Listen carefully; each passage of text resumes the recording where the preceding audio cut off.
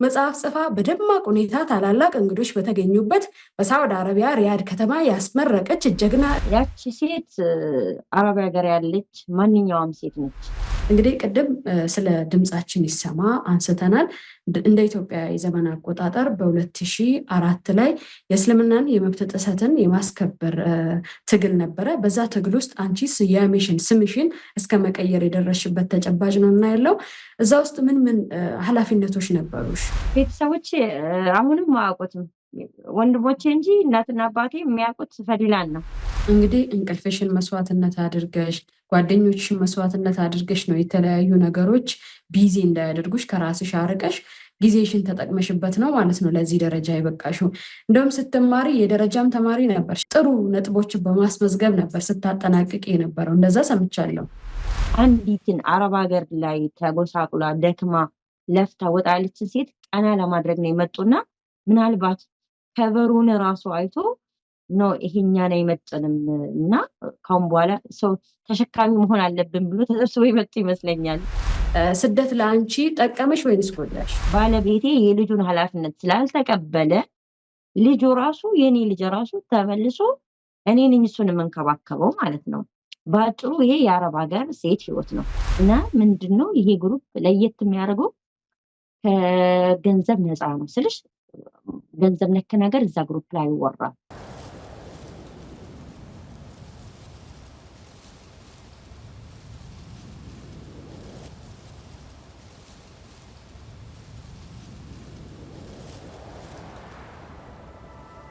ቢስሚላህ አልሐምዱሊላህ ወሰላቱ ወሰላም አላ ረሱሊላህ ሰለላሁ ዐለይሂ ወሰለም።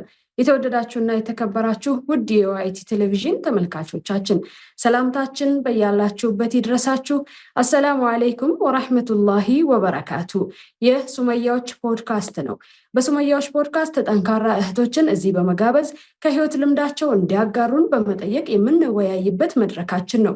ዛሬም እንደተለመደው እንግዳ ጋብዘናል። የዛሬዋ እንግዳዬ ለየት ያለች ከባህር ማህዶ ያለች እዛ ሁና በስደት ዓለም መጽሐፍ ጽፋ በደማቅ ሁኔታ ታላላቅ እንግዶች በተገኙበት በሳውዲ አረቢያ ሪያድ ከተማ ያስመረቀች ጀግና እህታችን ፈቲያ ናሲር ወይንም ፈዲላ ናስር ትባላለች። ከሷ ጋር በሚኖረን ቆይታ ትደሰቱበታላችሁ፣ ትማሩበታላችሁ ብለን ተስፋ እያደረግን እስከ ዝግጅታችን ፍጻሜ አብራችሁን እንድትቆዩ የምጋብዛችሁን የፕሮግራሙ አዘጋጅና አቅራቢ ራህመት ታጁ ነኝ።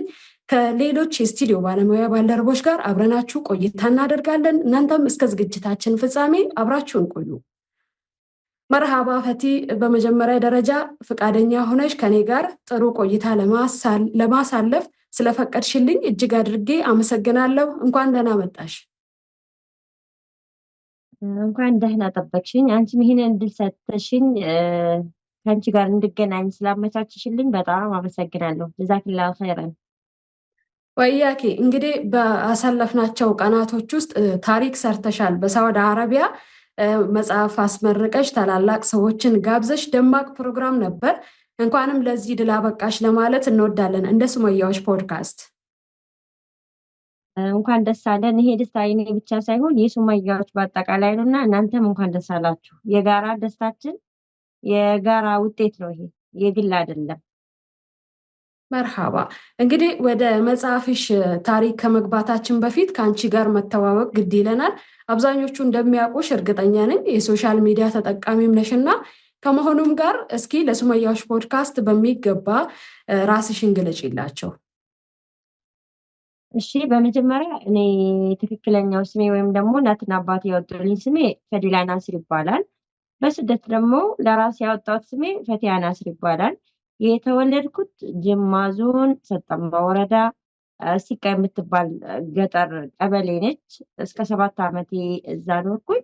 ከዛ በኋላ ደግሞ የአባቴ ወንድም አዲስ አበባ ስላለ እሱ ጋር ሄጄ ከ7 ዓመት ጀምሬ ደግሞ ለተወሰኑ ለ9 ዓመታት አጎቴ ጋር ነበርኩኝ።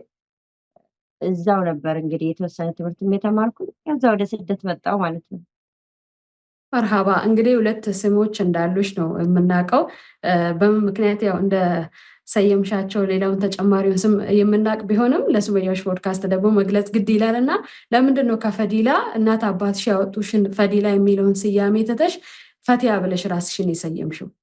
ያው እንደነገርኩሽ በትክክለኛ ስሜ ከተጠቀምኩኝ በዛ ጊዜው በነበረው ነገር የተነሳ ቤተሰቦቼ ላይ ያሳደጉኝም ቤተሰቦቼ ላይ የተወሰኑ ጫናዎች ሊደርሱ ይችላሉ ብዬ ስለፈራው ስሜን ቀይሬ ትንሽም እንኳን ልንቀሳቀስ ብዬ ከፈዲላ ወደ ፈቲያ ዞርኩኝ ማለት ነው። መርሃባ እንግዲህ በድምጻችን ይሰማ ጊዜ ጥሩ እንቅስቃሴ እንደነበረሽ እናውቃለን።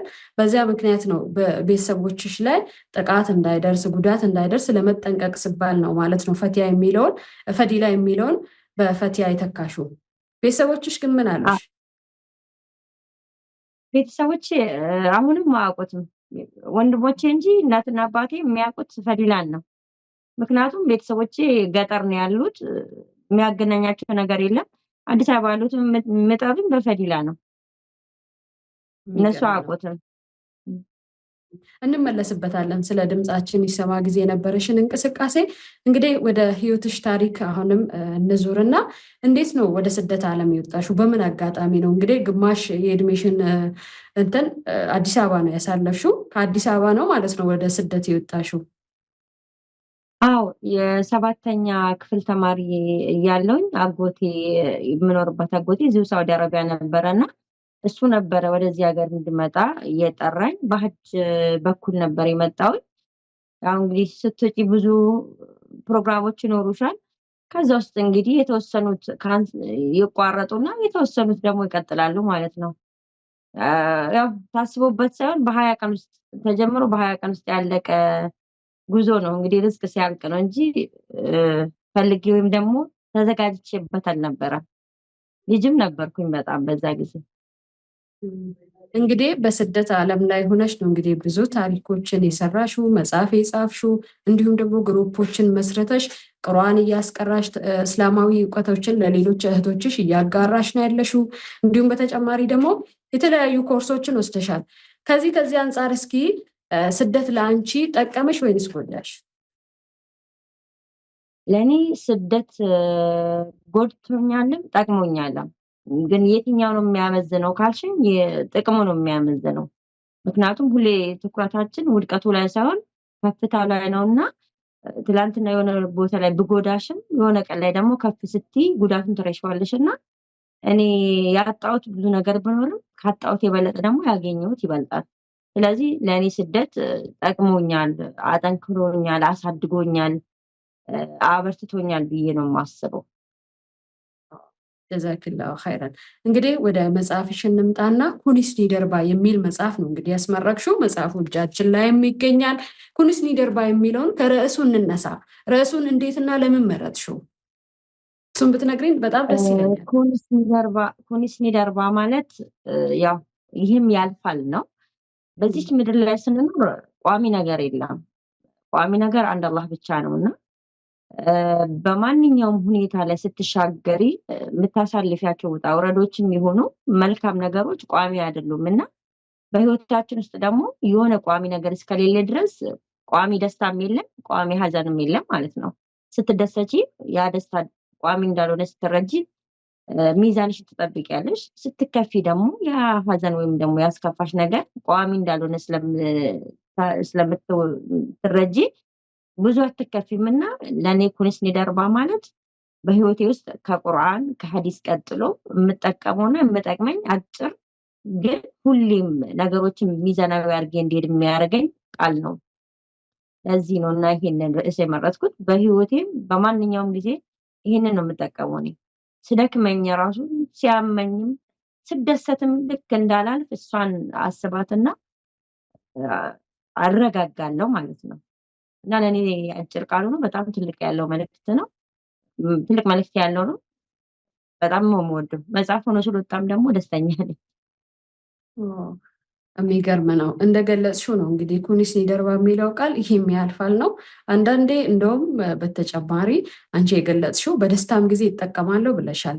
በደስታ ጊዜ ደስታው አስክሮን ድንበር እንዳናልፍ ይሄም ያልፋል፣ ነገ ችግርም ሊመጣ ይችላል፣ ዱንያ ተለዋዋጭ ነች ብሎ ለነፍስያ መናገር የተሻለ ሰውን ያደርጋል ብዬ አምናለሁ።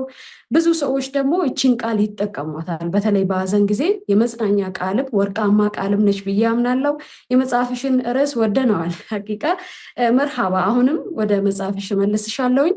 እዚህ ላይ የተለያዩ ፔጆች እንትኖች ናቸው ስዕሎች ናቸው ያሉት እና አንዲት ሴት አለች ጎንበስ ብላ ቤት እየጠረገች ትገኛለች። እንዲሁም ደግሞ የተለያዩ 4 ወንዶችን ደግሞ በጀርባዋ አዝላለች እና ትርጉሙን ብናውቅ በጣም ደስ ይለኛል። ፈቲ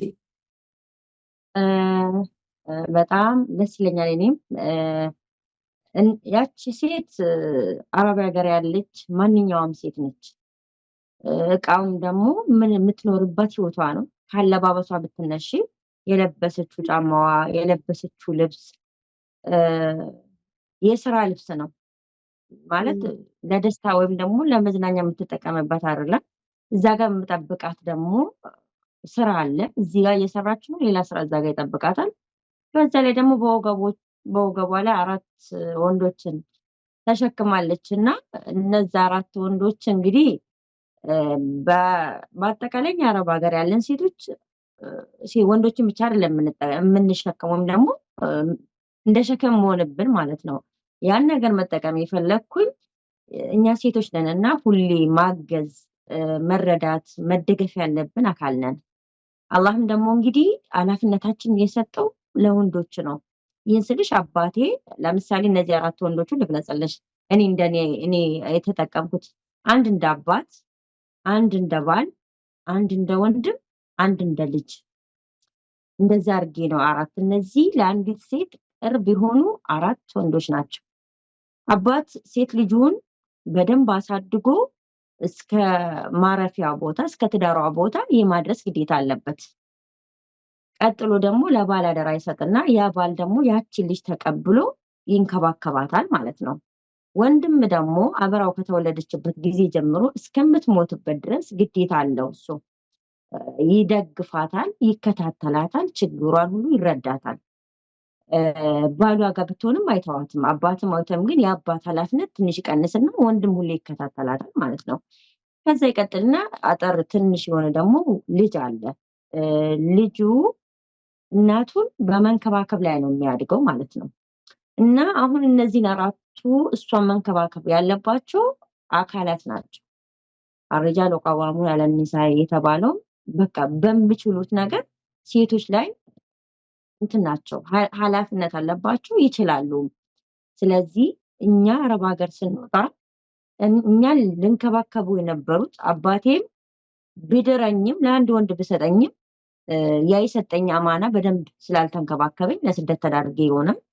ወንድሜም ደግሞ የኔን ኃላፊነት ስላልወሰደ ለስደት ተዳርጌ ይሆናል።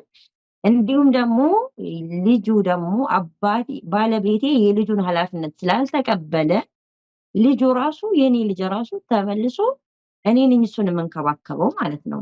በአጭሩ ይሄ የአረብ ሀገር ሴት ህይወት ነው። ከዚህም ሰፋ ይላል። እንደ የአረብ ሀገር ሴት የምትረዳው እነዚህን 4ቱን ብቻ ነው ማለት አይደለም። እነዚህ ግን ለእሷ ቅርብ የሆኑ ጉዳቷን፣ ድክመቷን፣ የተከፋችበትን የተጎዳችበትን ነገር መንከባከብ የሚችሉ ለእኛ ቅርብ የሆኑ አካላት ናቸው። ዛሬ ግን እነዚህ አካላት ናቸው ወደ አረብ ሀገር ወይም ደግሞ እንድንሰደድ የሆነው ወይም ደግሞ አግዘውንም ሆነው በሆነ አጋጣሚ እነዚህ 4ቱ ኃላፊነት አለባቸው። ቢያንስ ልጅ እንኳን ባይችል አባት፣ ወንድምና ባል በዚህ ላይ ኃላፊነት ወይም ደግሞ ተጽዕኖ አለባቸውና እነሱ እኛም ባለመንከባከባቸው ሸክም ሆኖ ተሻግረናል። ከተሻገርን በኋላ ደግሞ እነሱን በመርዳት በማገዝ ጎንበስ ስንልና አባትንም ባልንም ወንድምንም አባትን እዚህ ጋር የረዳን ባልን ህይወቱን እየጠበቅንለት በቻልን አቅም ወንድሞቻችንን እያስተማርን ልጃችንን እያሳደግን ጎንበስ ብለን እንኖራለን። ስንኖርስ ተጎሳቁለን ሳንለብስ ሳንረዳ አንዱን ስራ ስንጨርስ ሌላው ስራ እየጠበቅን ሁሌ ጎንበስ ብለን እየኖርን ምንድነው የምናደርገው ማለት ነው? ልክ ፎቶ ላይ እንደምታዩ ከላይ ምን አለ? ኩኒስ ደርባ የፈለገ እኔ የተሸከምኩት ሸክም ብከብደኝ የምሰራው ስራ የፈለገ ያህል ብከብደኝ ያልፋል። ስለዚህ እቺ ልጅ ወይም ነው አረብ ሀገር ያለችን ሴት የሚያጠነክራት ነገር ምንድነው? የተሸከመችው ነገር ኃላፊ እንደሆነ ነው። ቀና ብላ እንዳትሄድ የሚያረጋት ነገር የተሸከመቻቸው ኃላፊነት ናቸው። አባቷን አትጥለውም፣ ባሏን አትተውም፣ ልጇን አትተውም፣ ወንድሟን አትተውም። ስለዚህ ጎንበስ ብላ ህይወቷን የመቀጠል ግዴታ ለዚህ ነው የሆነባት። ስለዚህ ለዚህ ብዬ ነው ይህንን ከበሩን በዚህ መንገድ ሰው ከተረዳኝ ብዬ ያለንበትን ተጨባጭ ማለት ነው በስደት ሀገር ለዚህ ነው ይህንን የተጠቀምኩት። የሚገርም ገለጻ ነው። የሰው ልጅ አይነት የሆኑት የአላህ መልእክተኛ ነቢዩ ሙሐመድ ሰለላሁ ዐለይሂ ወሰለም በመጨረሻ የህይወታቸው እስትንፋስ እንኳን ብለው ያሉት አማና ያሉት ስለ ሴት ልጅ ነበር። ስለዚህ የዛሬ ያሉ ወንዶች አባቶች ይሁኑ ወንድሞች ይሁኑ ባሎች ይሁኑ ልጆችን ሴቶችን እንደ አማና ተቀብለው የአላህን አማና የነቢዩን ሰለላሁ ዐለይሂ ወሰለም አማና በአግባቡ ስላልተወጡ ነው ማለት ነው። እዚህ ጋር ስለ ስደት ሲነሳ ብዙ ነገር አለ። ሴት ልጅ ከመሰደዷን ባሻገር ተሰዳም እዛም ሆና እንኳን ለትዳር እንኳን ሰው ጠይቋት ለአግባ ብላ ብትል የማይፈቅድ ወንድ ሁሉ አባት ሁሉ አለ። ይሄ ተጨባጭ ከምን አንጻር ነው ብሎ ከተባለ አንቺም እንደገለጽሽው ሴት ልጅ አማና ነበረች፣ ያ አማና ስላልተጠበቀ ነው ማለት ነው። መርሃባ፣ እጅግ አድርጌ አመሰግናለሁኝ። እንግዲህ ውስጡ ላይ ብዙ ርዕሶች አሉ። በዚህ መጽሐፍ የአንቺ ሀሳብ ሴቶች አረብ ሀገር ያሉ ሴቶች ይጠቀማሉ ብለሽ ታስቢያለሽ? ይህንን መጽሐፍ አንብበው እኛ ስንሰደድ በሰው ሀገር ስንኖር የፈለገች ያ ትንሽ ብትሆንም ምግብ እንበላለን። ልብስም ደግሞ ማንም እኛንም ያንን የሚከታተለን አካል ስለሌለ ያገኘናትን ለብሰናት እንኖራለን። ግን የምንጎዳው ምንድነው? በስነ ልቦና ነው።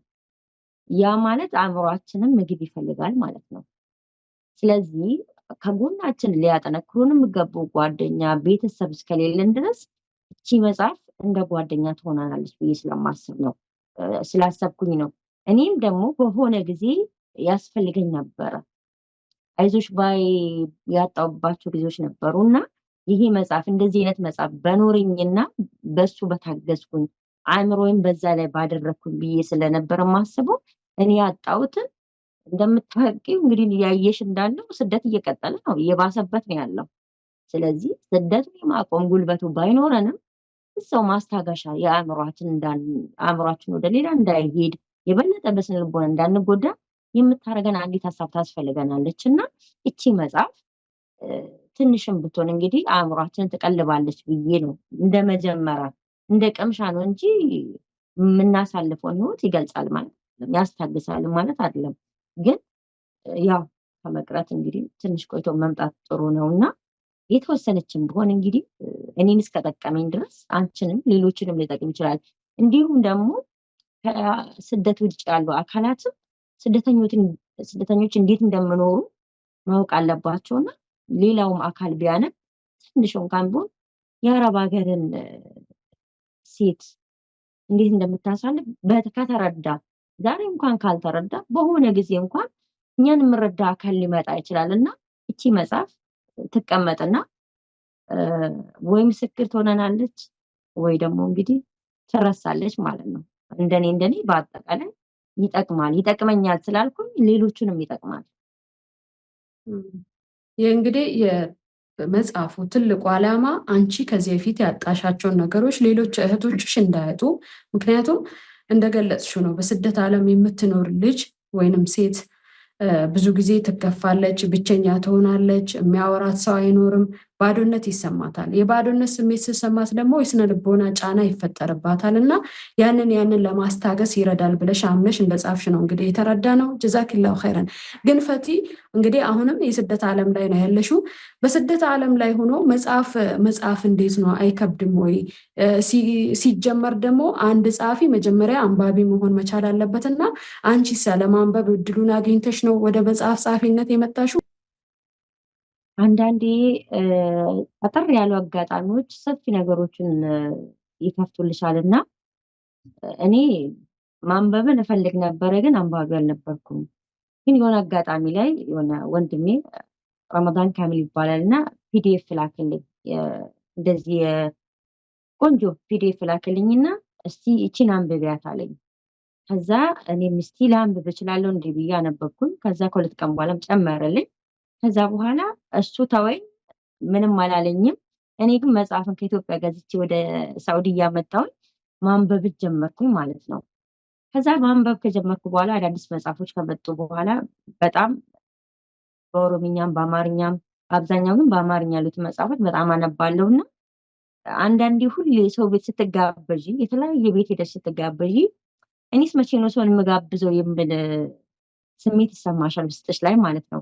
የተለያየ ሰው መጽሐፍ ሳነብ ምን አለ እኔስ የሆነ መጽሐፍ ብጽፍ ለሰው ነገር ባረግ ይችል ይሆናል እንዴ ብዬ አስብ ነበር እና ከዛ ሰውም አንዳንዴ ፌስቡክ ላይም ጫር ጫር አደርጋለሁ። ያው ኦሮምኛ በደንብ ብዙም ባልችልም እንግዲህ አልችልም ብለሽ አትቀመጪም፣ ስደተኛ ነኝና ያው አልችልም ብዬ መቀመጥ አልችልም በማንኛውም ጊዜ ላይ ማለት ነው እያልኩኝ እስቲ ማማከር ጀመርኩኝ። ሰውም አንዳንዴ ሞራል ይሰጥሻል ልሞክር እንዴ ምናምን ስል በርቺ የሚል ሰው መጣና ከዛ እስቲ ልሞክር ብዬ ጀመርኩኝ። አንዳንዴ አላህ የውስጥሽን ነው የሚያየውና የፈለገ ያህል ብቆይም ብከብድም ይደርሳል በተባለበት ቦታ ይደርሳል። ምክንያቱም አድራሻው አላህ ነው። ስሜቱን ውስጥሽ የሚያደርገው አላህ ነው። አንቺ እዛ ላይ መጠንከር ነው እና ከባድም ቢሆን እንግዲህ ኩንስ ነዳርባ መጥተዋል። ቀላል ነው ልልሽ ግን አልችልም። ከባድ ነው።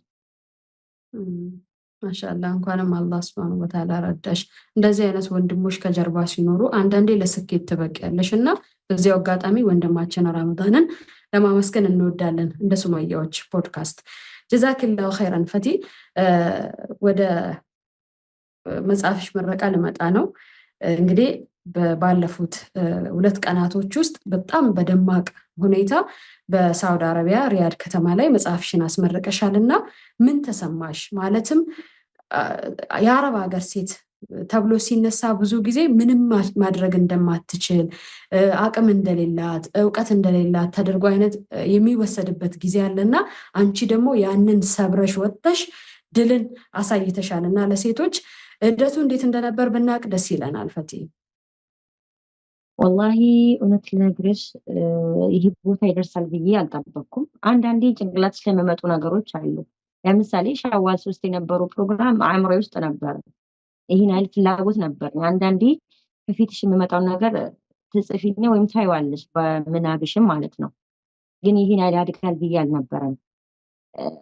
ያው እንግዲህ አላህ ሲያግዝሽ ነገሮቹን ያመቻችልሻል እና አልሐምዱሊላህ ረብል ዓለሚን ምናልባት ተደብቄ ያነባዋቸው እንባዎች ሰው ሳይረዳኝ ያሳለፍኳቸው ጉዳቶች ይሄ መጽሐፍ ከፍ እንድል ወይም ደግሞ በዚች መጽሐፍ እኔን ወክዬ አይደለም። በነገራችን ላይ እኔ የአረብ ሀገር ሴቶችን ወክዬ ነው። ሰው ባይወክለኝ እኔ ማለት የአረብ ሀገር ሴት ነኝና ከእኔ የበለጡ የአረብ ሀገር ሴቶች ጠንካሮች አሉና መድረስ ካለብን ቦታ መድረስ አለብኝ ብዬ ስለቆረጥኩኝ ነው እና አልሐምዱሊላህ ረብል ዓለሚን እንዳየሽው ነው።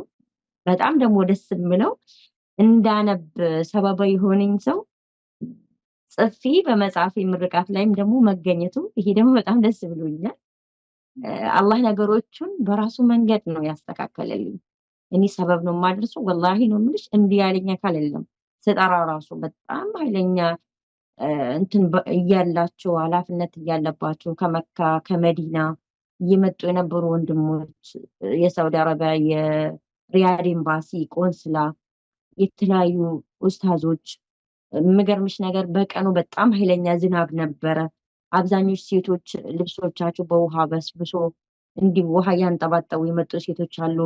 ይሄ ማለት የአላህ ጥሪ ነው። እኔ ለአላህ ነው የሰጠውኝ። ያ ረቢ ጥራልኝ ነው ያልኩኝ። ምክንያቱም በስልክ ነው የምጠራና እኔ ቤት መሄድ አልችልም። ያ ረቢ ጥራልኝ አልኩኝ። አላህ ጠራልኝ። መጡ። የያዝነው ቦታና የመጣ ሰው ራሱ አልተመጣጠነም። ያ ማለት በጣም እስከ 500 የሚደርስ ሰው ነበር የተገኘው ቦታው ላይ። ወንበሩን ልዋተው እስከ መቆም ድረስ ነበር ማለት ነው። አልሐምዱሊላህ። ይሄ እንግዲህ እኔ ብቻ ሳልሆን አላህ የአረብ ሀገር ሴት ከፍ እንድትል ወይም ደግሞ ሞራሏ የተሰበሩ ያቺ ጎንበስ ያለችዋ ቀና እንድትል አላህ ያዘጋጀው ነገር ነው። ያ መድረክ በአጠቃላይ እነዛ የመጡ እንግዳዎች አንዲትን አረብ ሀገር ላይ ተጎሳቁላ ደክማ ለፍታ ወጣ ያለችን ሴት ቀና ለማድረግ ነው የመጡና ምናልባት ከበሩን ራሱ አይቶ ነው ይሄኛን አይመጥንም እና ካሁን በኋላ ሰው ተሸካሚ መሆን አለብን ብሎ ተሰብስቦ የመጡ ይመስለኛል። እና አልሐምዱሊላህ ረብል ዓለሚን በጣም ደስ የሚል ፕሮግራም ነበር ለኔ ከውስጤ ማለት ነው። ማሻአላህ እንኳንም ለዚህ ድል አበቃሽ በድጋሚ ጀዛክላሁ ኸይረን። እንግዲህ የመጽሐፍሽን ምረቃ ቤተሰቦችሽ ሰምተዋል ብዬ አስባለሁ እና ምን ተሰማቸው ወላጆችሽ? በተለይ እናትሽ ምን አለችሽ? ያው ቤተሰቦቼ ገጠር ናቸው እና ብዙ ላይረዱ ይችላሉ። ምናልባት በኪታብ አንቀባ ወይም ደግሞ የመጽሐፍ ምርቃት አለኝ ስል ዱዓ ሊመስላት ይችላል እና እኔም አረግልሻለሁ ነበር የምትለኝ። በተለይ ኦንላይን ላይ አስመርቄ ነበርና የዛኔ እሷ ዛሬ ፕሮግራም አላትና አልተኛም፣ ዱዓ እያረኩላት ነው የማደርገው፣ እኔ መመርቃታለሁ እዚህ ቁጭ ብዬ እያለች ነበር አሉ። እንግዲህ ያው ይህ ገጠር ሰዎች ነገሮችን የምረዱበት መንገድ ይለያል።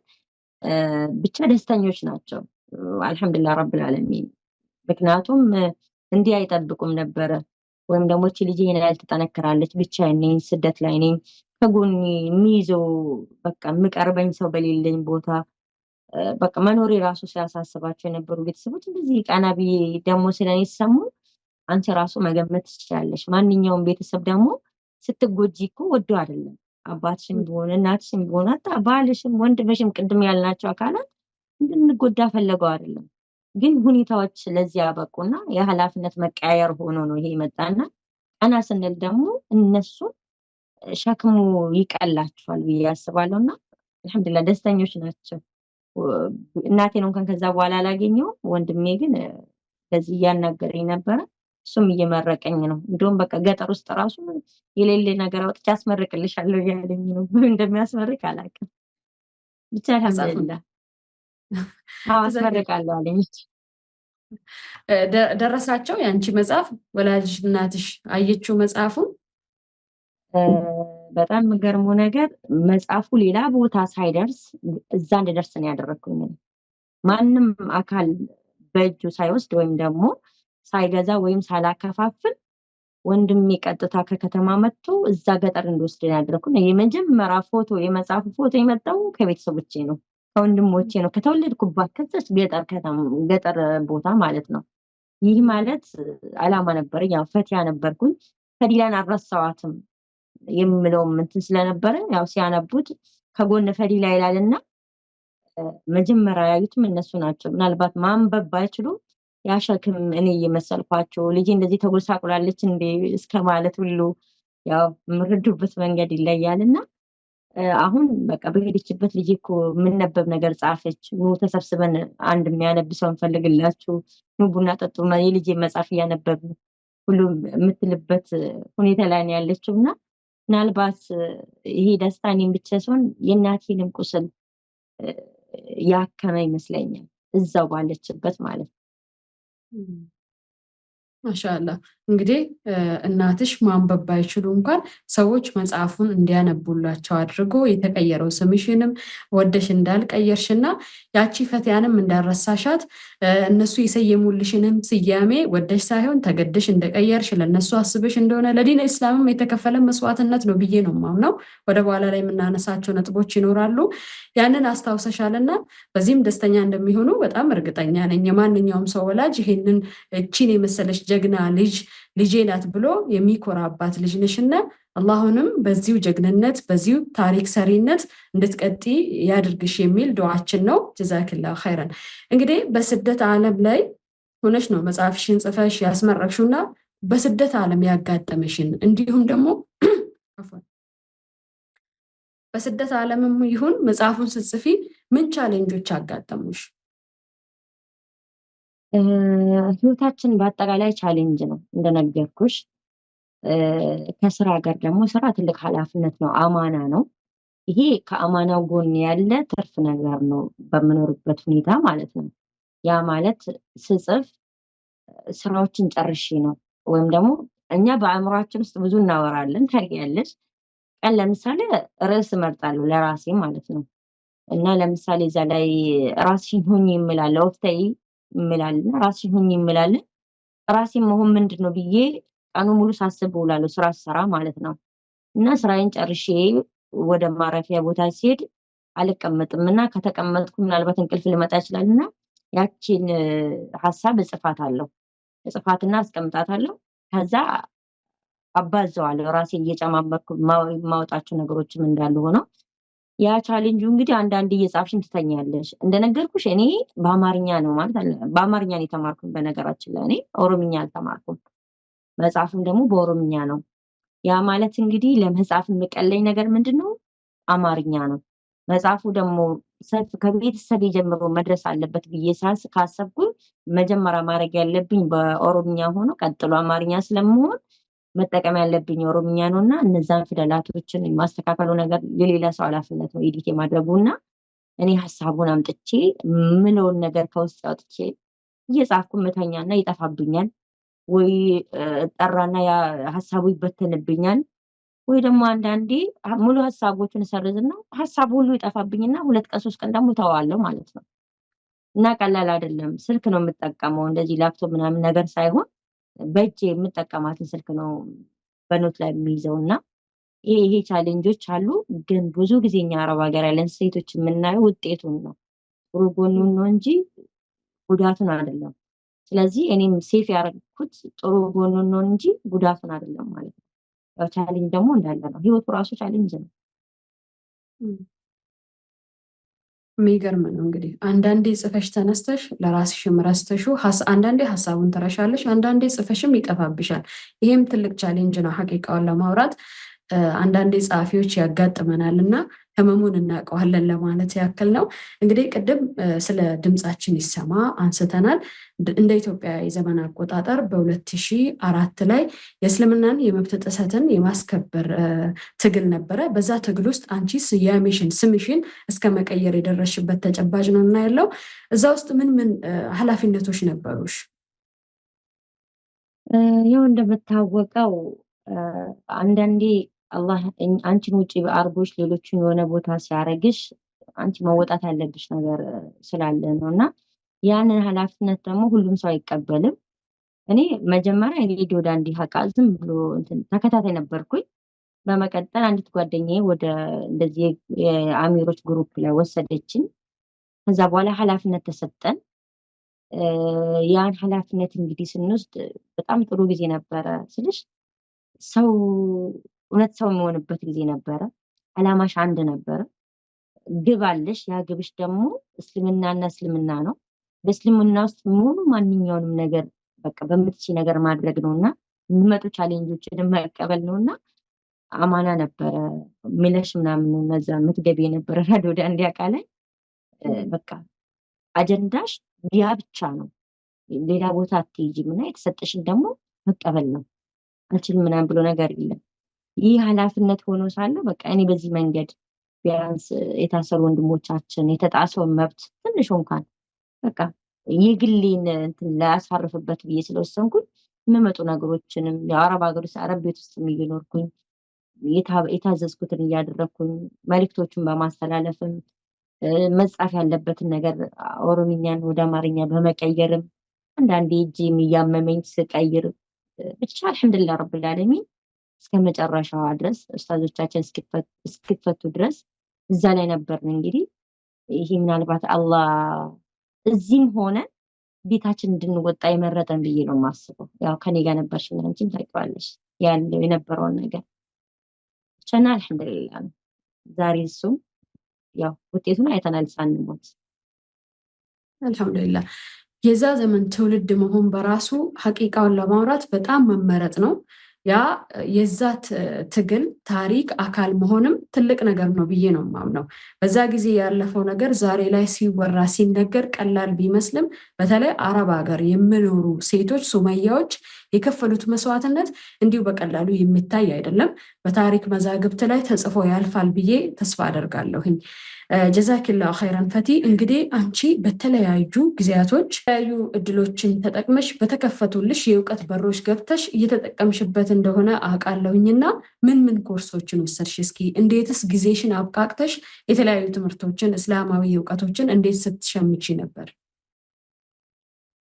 ቅድም እንዳልኩሽ መጀመሪያ ላይ ያው ስደት አሳድጎኛልና ሲያሳድገኝ ደግሞ ብቻዬን ነው ያሳደገኝ፣ አጠንክሮኛል።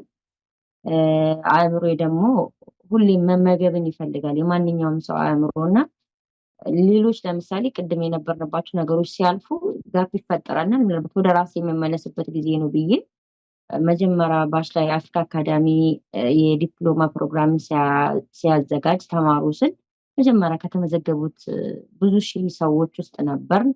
ያንን ይዘን 2 ዓመት ይዘን ከ30 ሺህ ምናምን ሰዎች መተን እስከ 614 እስክንደርስ ድረስ 2 ዓመት ወስዶብን ከአንድ ሴሚስተር ወደ ሌላ ሴሚስተር እያለፍን እሱን ጨረስን። አልሐምዱሊላህ ረብል ዓለሚን።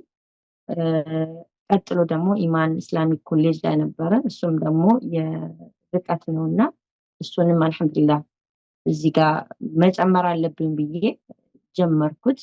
እሱንም አልሐምዱሊላህ ሁለቱንም 2023 ነበር የጨረስኳቸው። ምርቃትም ነበረ፣ ሰርተፍኬትም አለን አልሐምዱሊላህ ተሰጥቶናል። እሱንም ወሰድኩኝ። ከዛ ቀጥዬ ደግሞ አንድ ሰው በጣም የዛኔ ሰው ያበረታታኝ ነበርና አንድ ኡስታዝ እኔ የምሰጥሽ ስጦታ ብኖር ሌላ ትምህርት ነው ብሎ የዛድ አካዳሚ በአረብኛ የሚያስተምሩትን ትምህርት እንድመዘገብ አደረጉኝ። እሱንም ተመዘገብኩኝ። እሱም የሸሪዓ ትምህርት ነው፣ 7 አይነት ትምህርቶች አሉት። እሱንም አልሐምዱሊላህ ረብል ዓለሚን ተማርኩኝ። 2026 እሱንም ጨረስኩኝ። እንዴት ነው የምትጠቀሚ ሰዓት ካልሽ፣ እኛ ለራሳችን ጊዜ ባይኖረንም አንዳንዴ ጊዜ ከእንቅልፍሽም ትሰርቂያለሽ፣ ከምግብሽም ብዙ ጓደኞችንም የመተው አንድ ነገር ስትወስኚ የምታጫቸው ነገሮች አሉ። ከሰው ጋር የመቀራረብ መተውን፣ ጊዜሽን በመቆጠብ አንዳንድ አፕሊኬሽኖችን የመዝጋት፣ ሰውን አለማነጋገር፣ ይሄ ነገሮችን ዘግተሽ ያለችሽን ትንሽ ጊዜ ስራ እየሰራው ትምህርቴን አዳምጣለሁ። ስራዬን ጨርሼ ልተኛ ስል ደግሞ አነብና ፈተናዬን ይሰራለሁ። አንዳንዴ ደግሞ እንግዲህ እንቅልፍ ምናምን ሲመጣብኝም በደቂቃ ነው እና የምትሰሪ ፈተናው ውጭ ምናምን እየወጣሁኝ እንቅልፌን ትቼ እየሰራሁኝ ብቻ ቤትም ይሁን ቤት አላማው እንዳልኩሽ የሆነ ቦታ ላይ ራስሽን ማግኘት ነውና ጨርሰነዋል። እንግዲህ አልሐምዱሊላህ አጋዡ አላህ ነው። አልሐምዱሊላህ ማሻአላ። እንግዲህ እንቅልፍሽን መስዋዕትነት አድርገሽ ጓደኞችሽን መስዋዕትነት አድርገሽ ነው የተለያዩ ነገሮች ቢዚ እንዳያደርጉሽ ከራስሽ አርቀሽ ጊዜሽን ተጠቅመሽበት ነው ማለት ነው ለዚህ ደረጃ የበቃሽው። እንደውም ስትማሪ የደረጃም ተማሪ ነበርሽ አይደለ? እንትን ነው ጥሩ ነጥቦችን በማስመዝገብ ነበር ስታጠናቅቅ የነበረው፣ እንደዛ ሰምቻለሁ።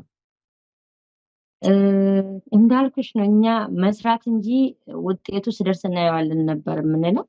ለምሳሌ መጀመሪያው ስንመረቅ አፍሪካ አካዳሚ ላይ ውጤቴን አላውቅም ነበረ። ስንተኛ ወይም ደግሞ ስንት ነጥብ እንዳለኝም አላውቅም። ትንሽ ስህተት ብቻ እንዳለችብኝ አውቃለሁ። ግን ከኔ የበለጡ አገር ቤት ያሉት ምሁሮች፣ ተማሪዎች፣ ጊዜ ያላቸው ሰዎች ስላሉ የደረጃ ይቅርና የሆነ ነገሩ እንኳን ነጥብ አመጣለሁ ብዬ እንኳን አልጠበቅኩም። እና እንደ ማንኛውም ሰው ጋውን ለብሶ እዛ ቦታ ሲሄድ በላይ በፌስቡክ ነበር ስከታተል የነበረው እና ተኝቼ ነበረ መድረክ ላይ ከ1 እስከ 3 የወጡ ተማሪዎች ሲጠሩ 3ኛ ላይ ፈቲያን 15 ዓመት ሲባል ቀና ነበር ያልኩኝ። ምክንያቱም ሰው አላኩም፣ ደረጃ ተማሪ ነኝ ብዬ ራሴን አልጠበቅኩም። ብቻ ስሜ 2 ተደጋግሞ ስጠራ እኔ መሆኔን አወቅኩኝ ማለት ነው። እና መስራትን እንጂ ውጤቱ ምን ይሆናል የደረጃን እሆናለሁ ብዬም አስቤ አይደለም።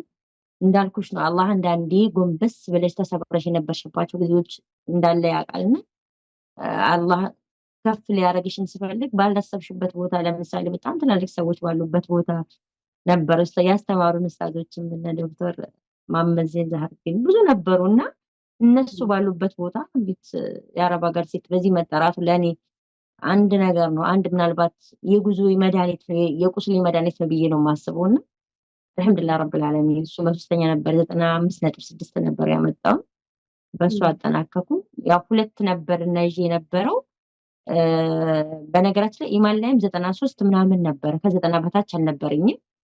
አሁንም ደግሞ የዛድ ላይም 92.6 ነበር መሰለኝ ያመጣሁት። ያው እንግዲህ አልሐምዱሊላህ የአላህ ነው፣ ሁሉም ከኛ አይደለም።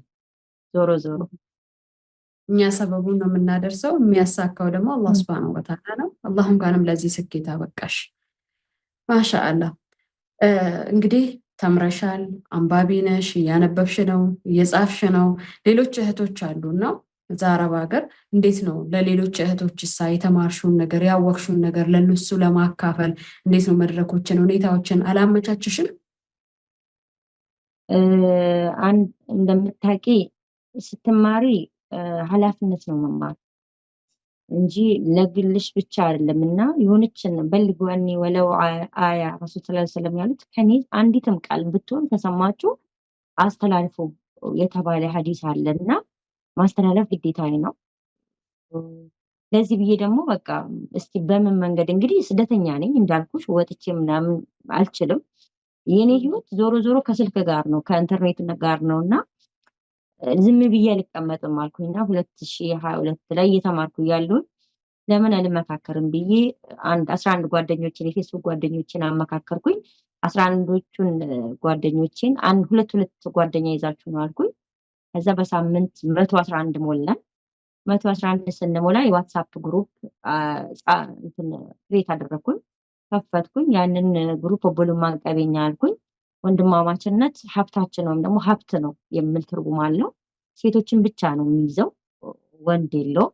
ያንን 111ዱን ሰዎች ለ11 ቦታ ነው ያካፈልኩኝ።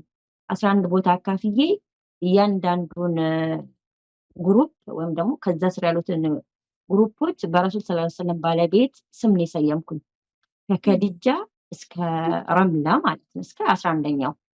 እና ለምሳሌ የአይሻ ግሩፕ፣ የሐፍሳ፣ የሰውዳ፣ የመይሙና፣ የጁዌሪያ የ11ዱ እንደዛ ሰይሜ ምን አልኳቸው፣ ሁሉንም አንዳንድ አሚር አርኩኝና 11ዶቹ መጀመሪያ ከኔ ጋር የነበሩትን አሚር አድርጌ እኔ ደግሞ 11ዶቹ ላይ ራሴን አሚር አድርጌ አሳድጉ ቤታችሁን። በቃ ለምሳሌ የአይሻ ግሩፕ ማደግ አለበት፣ የኸዲጃ ግሩፕ ማደግ አለበት። ቤት የሁሉም የረሱል ሰለላሁ ዐለይሂ ወሰለም ባለቤቶች ስም ነው እና የያዘው የራሳቸው ታሪክ እናንትን አላቸውና ማደግ አለበት አልኩኝ። ሁሉም ይወዳደራል፣ በቃ ያመጣሉ። የመጀመሪያ እንድንማር ያደረኩኝ ምንድነው የረሱል ሰለላሁ ዐለይሂ ወሰለም ባለቤት ታሪክ ከኸዲጃ እንዲጀመር ነው ያደረኩኝ።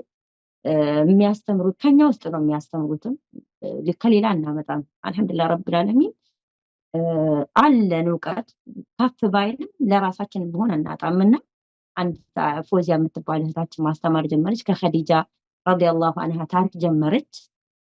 የኸዲጃን ከተወለደችበት እስካረፈችበት፣ ከዛ የሰውዳን፣ ከዛ እያል አሁን እንግዲህ 2022 እስካሁን 4 ዓመት እየሄደ ነውና አሁን የረምላ የመጨረሻ ላይ ነው።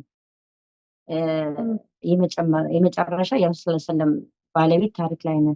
እነዚህ ታሪኮች በጽሁፍ አሉ፣ በድምጽ አሉ። የራሱ የሆነ የቴሌግራም ግሩፕም ደግሞ እንትና ቻናል አለኝ። ከዚህ ከዋትሳፕ ስልክ ወደ ቴሌግራም ወስዳለሁ። የመጣ ማንኛውም ሰው ወደ ግሩፓችን ሲጨመር ሄዶ እዛ ቴሌግራም ላይ ይሄድና ያለፈውን ትምህርት ከመጀመሪያ ይከታተላል ማለት ነው። እና አሁን አልሐምዱሊላህ ረብል ዓለሚን ወደ 930 ሴቶች አሉ። እኔ እናታቸው ሆኜ እነሱ እንደ ልጅ እናት ቢሆኑኝም እኔ እናት ነው የምላቸውና በጣም የምወዳቸው በጣም የማከብራቸው ጉዳታቸውን ማየት የማልፈልግ ብቻ ስንታመምም ስንጎዳም እኛው ነንና እየተማማርን በጣም ሴቶችን የያዘ ትምህርት ነው የምንማረው አብዛኛውን ጊዜ ማለት ነው። ምክንያቱም ብዙ ትምህርቶችን ለብቻ ይኖረናል፣ ግን የግል ትምህርት ሴቶችን ብቻ የተመለከተ ነገር የለም። ለምሳሌ ታሪኩ ራሱ የሴቶች የአይሻ ታሪክ ራሱን የቻለ ሴቶችን ያበረታታል። የሐፍሳ እንደዛ ነው፣ የሰውዳ እንደዛ ነው። የየራሳቸው መገለጫ አላቸው እና እነዚህ ማወቅ ራሱ አንድ ሰው ከዚህ ውስጥ እኮ አንድ ነገር ቢወስድ በቃ ራሱን ይቀይራል። እና ለዚህ ብዬ ነው ሴቶች ላይ የማተኩረው። እንግዲህ ይህችን ነገር ነው ይዣት ያለውን። አልሐምዱሊላህ ረብል ዓለሚን ለ4 ዓመት ሳንለያይ ቤተሰብ ነን። ግሩፑ ሐሙስና ጁማ ብቻ ነው የሚከፈተው፣ ሌላ ቀን ትምህርት ነው። ሐሙስና ጁማ ማታ እንከፍታለን፣ ሰላዋት ይደረጋል፣ ጁማ ቁርአን፣ ሁሉም ሱረቱል ካፊር መጥቶ ይቀራል። ከዛ ጁማ ማታ ይዘጋል፣ ቅዳሜ ትምህርት ይቀጥላል። 7-8 አይነት ትምህርቶች አሉን። በየተራ በጽሁፍና በድምጽ ነው የምናስተላልፈው። ኡስታዞችም ያግዙናል። እነሱ ወደ እኔ ድምጽ ልካሉ፣ እኔ ወደ ጽሁፍ የምቀይሩ ልጆች አሉ፣ ወደዛ ልካለሁ። ከዛ ወደ ግሩፕ ይሄዳል። ከዛ ደግሞ ወደ 11ዶቹ ግሩፕ ሼር ይደረጋል። አንድ ሰው ደግሞ አለ ወደ ቴሌግራም ደግሞ ሼር የሚያደርግ፣ እዛ ላይ ደግሞ ሁሉም ሄዶ ይከታተላል። ከዛ በ2 ወር ወይ በ3 ወር ፈተና አወጣለሁ። ፈተናውን ይፈተናሉ። ከዛ ራሳችን ደግሞ የምስክር ወረቀት እያለን እናወጣለን። እኛው ደግሞ የምርቃት ፕሮግራም ዝም ብለን እንደዚህ ያለ አይደለም፣ ሰርተፊኬት እያደረግን እርስ በራሳችን ሞራል እንሆናለን ማለት ነው። እና ምንድነው ይሄ ግሩፕ ለየት የሚያደርገው ከገንዘብ ነፃ ነው ስልሽ፣ ገንዘብ ነክ ነገር እዛ ግሩፕ ላይ አይወራም። የፈለገ ነገር ቢሆን እዛ ግሩፕ ላይ በብር የተያያዘ ነገር አይወራም። ሴቶች ከብር ነፃ የሆነ ቦታ እንኳን ይኑሯቸው ብዬ ስለማስብ የምንደራረገው ዱዓ ብቻ ነው።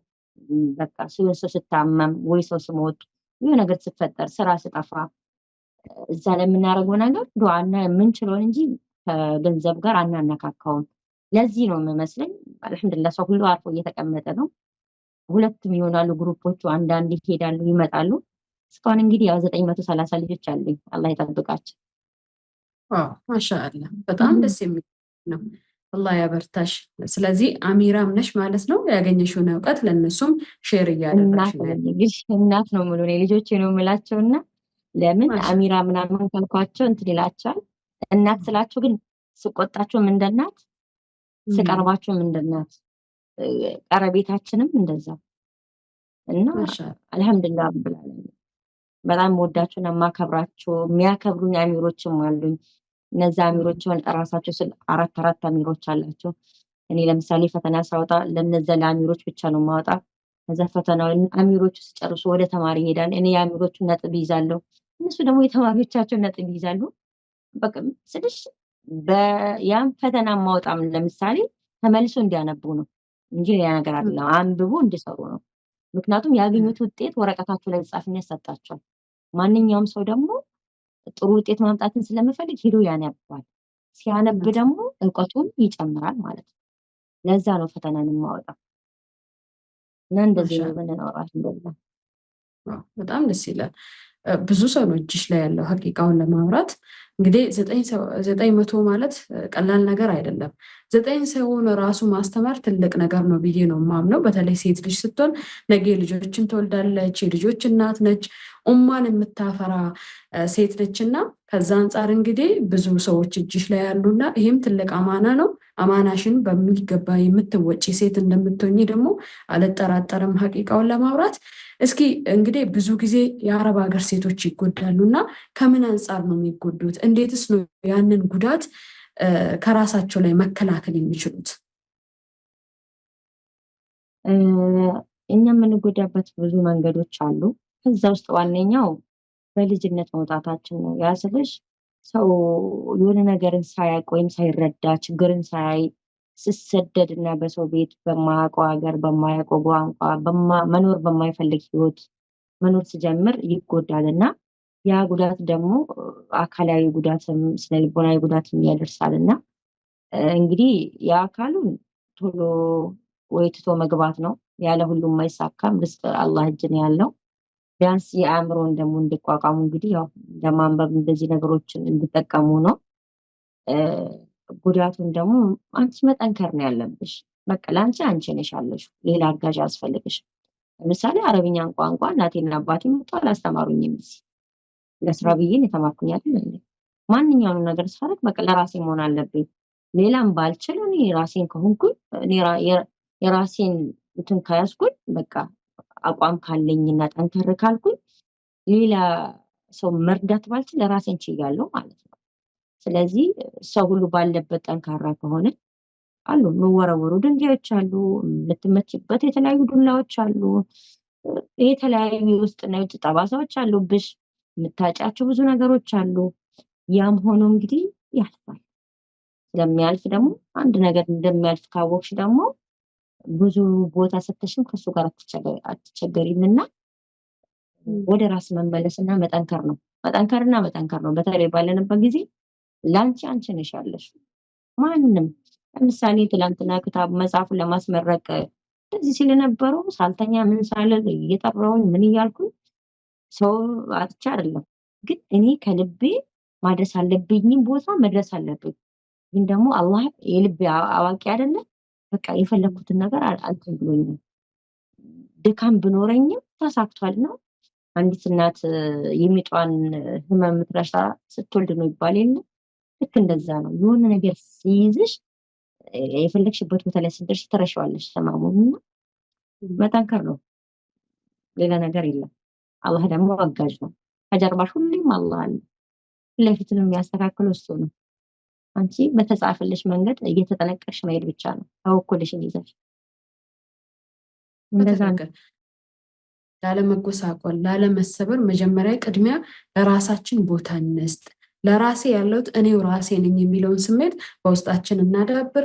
እንዲሁም ደግሞ በተግባርም ማሳየት መቻል አለብን ማለት ነው። መርሃባ። እንግዲህ መጽሐፍሽ በአፋን ኦሮሞ ነው የተጻፈው። የጻፍሽው እንዴት ነው? አፋን ኦሮሞ ለማይችሉ ሰዎች የአማርኛ ቋንቋ ተናጋሪዎች ምን አሰብሽ? ወደ አማርኛ የመጻፍ እንዴት ነው? ወደ አማርኛ የመተርጎም እቅዱስ አላማውስ የለሽም? እቅድና ዓላማ ብቻ ሳይሆን ግዴታ ማለት ስደተኛ ኦሮምኛ ተናጋሪ ብቻ አይደለም። ስደተኛ ብችልና ብችል ሁሉም ስደተኛ ሌላ ሀገር ስደተኛ ራሱ በምጠቀምበት ቋንቋ ባረክ በጣም ደስ ይለኛል። አማርኛ ደግሞ መንገዱንም ይዣለሁ።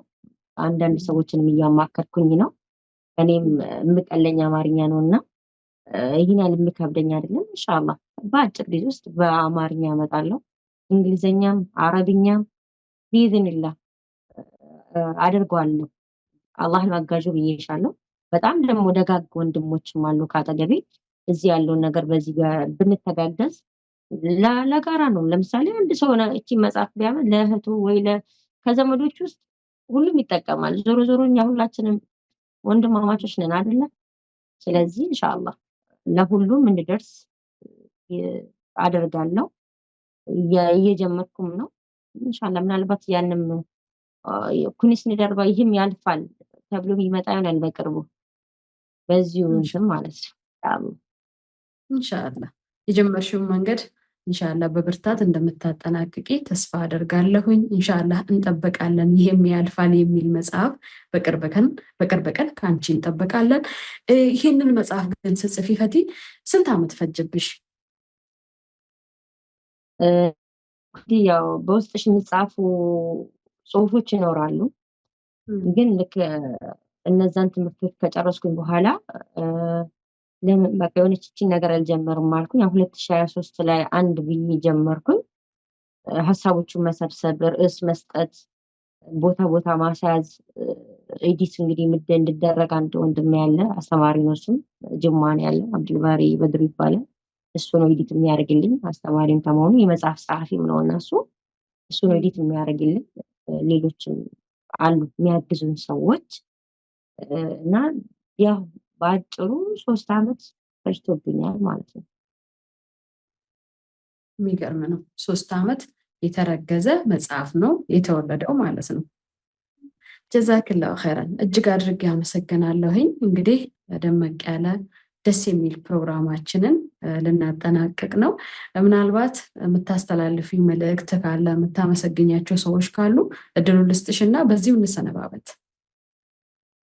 የማስተላልፈው መልእክት የሴቶች ነገር ይታሰብበት።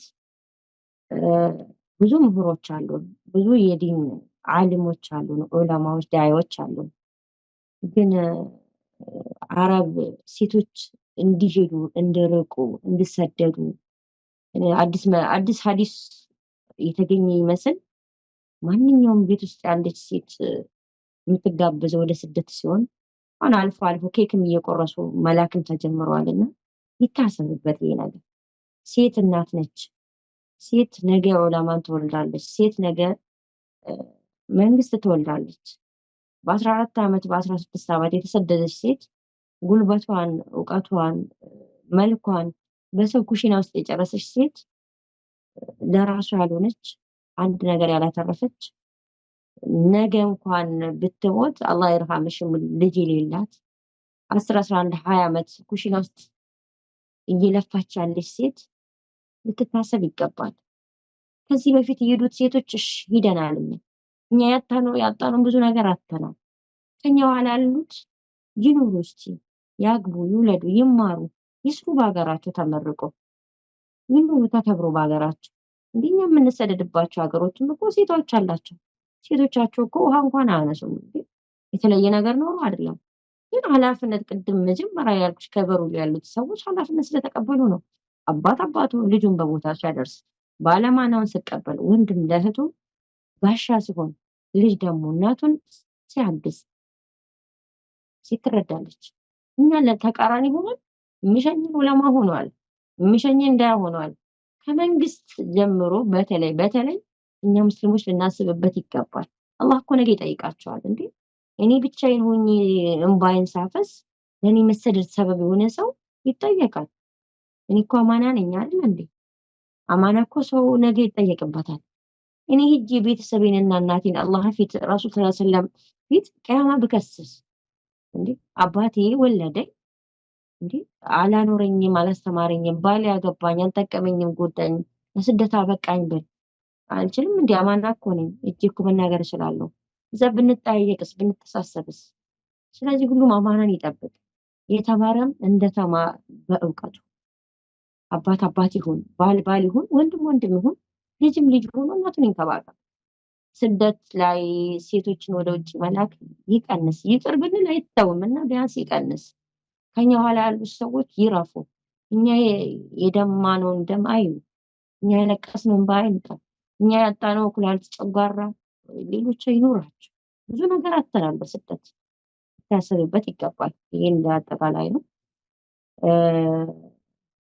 ለሴቶች ደግሞ አረብ ሀገር ያሉት ሴቶች የምለው ነገር አንደኛ ነገር እኛ እየኖርን ያለነው ቦታ የፈለገ ቢሆን አላህ የመረጠልን ቦታ ነው። አላህ ርዝቃችንን ያስቀመጠ ነው።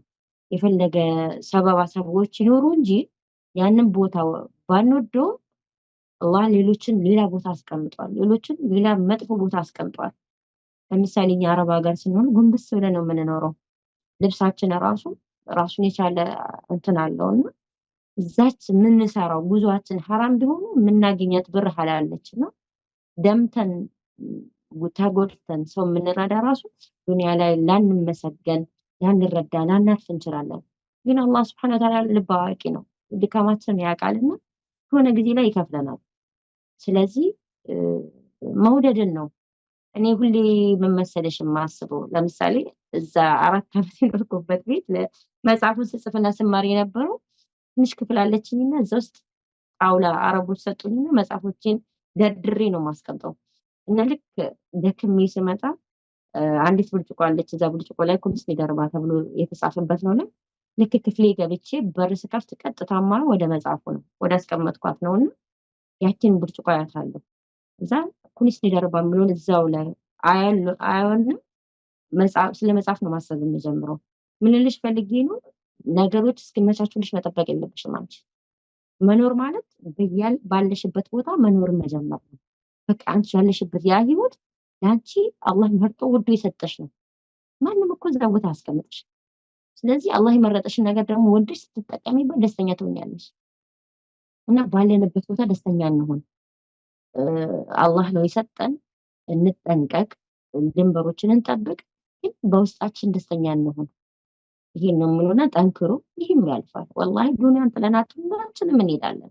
ያለፈላቸውም እኛ ጉንብስ ብለን ያለነው ነገ ይቺን ሀገር ለቀናት ነው የምንሄደው። ቀብር የሁላችንም ቤት ነችና እዛ ነው የምንገናኘው። ሁሉም ማለት ነው እኩል ያደርገናል። ሞቱ ሁሉንም እኩል ስለሚያደርገን እዚች አጭር ህይወት ብዙ ቦታ ሰጥተን ለራሳችን ለበሽታ እናጋልጣለን።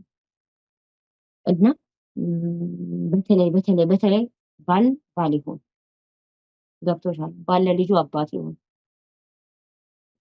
ሚስት አባትና ልጅን መያዝ ማለት ከባድ ነው። ወንድምስ እንደ ወንድም ነው። አባትስ ግዴታችን ነው። ግን ባል ይሁን ነው። ባል ማለት አባወራ ማለት ከባድ ነገር ነው። ስለዚህ ያ ነገር ይታሰብበት። ወደፊት የምታገቡ ወንድሞቻችን ስታገቡ ባል ሆኑ፣ ኃላፊነትን ተቀበሉ፣ አማናን ተቀበሉ። አማናን ያለባችሁና ያቺን አማና ጠብቋት። በብዙ ነገር ማለት ነው ደርሷል ብዬ አስባለሁ። ይሄ ማለት መልእክቴ ይሄ ነው። ማመስገን ያው እንግዲህ አላደክምሽምና ልቀጥልበት በዚሁ። በመጀመሪያ አላህን ነው የማመሰግነው። የልብ አዋቂ አላህ ነው። ዛሬ እኔና አንቺ እንድንነጋገር ያደረገን አላህ ነው። ቢያንስ ከ8-7 ዓመት በኋላ ነው ተመልሰን የተገናኘነው እኔና አንቺ። አላህ ድሮ የጻፋት ነገር አለች። በዛች በትግል ጊዜ አላህ አገናኝቶ ለድምጽ ነበር የምንሰማማ። ዛሬ ደግሞ ፊት ለፊት ቁጭ ብለናል። ይህም ደግሞ የትግላችን ውጤት ነው አይደል እንዴ? ስለዚህ አላህን እናመሰግነዋለን። ቀጥሎ ደግሞ ከጎናችን ያሉት በጣም ጠንካራ ሰዎች አሉ። ያው መጽሐፉ ሸክሙ ወንዶች ይሆኑ እንጂ ጉልበታችንም እነሱ ናቸው። አሁን የበቀደሙ ምርቃት እነሱ ባያሳምሩ ሊኖሩ ከኤምባሲ ጀምሮ በሳውዲ አረቢያ ኤምባሲ አምባሳደር ሆኖ እዚህ ያሉት የቆንስላ ባለ እንትኖች ያንን ቦታ በሴኩሪቲ እንዲጠበቅ በጣም ለየት ብሎ ደግሞ እኛ ስደት ውስጥ ስንኖር እንፈራቸዋለን ፖሊሶቹንና የበቀደሙ ፕሮግራም ላይ ግን እኛን ሲጠብቁ የነበሩት ፖሊሶች ናቸው። ይሄ ራሱ አንድ የድካማችን የዛ የእንባችን ውጤት ነው። ይሄ ጊዜ እንድመጣ ራሱ ያደረገ የሆነ ጊዜ ላይ እኮ እየተያዝን ነበር አይደል እንዴ? ኡስታዞችም እየታሰሩ ነበር ባሲው ራሱ ማለት ነው።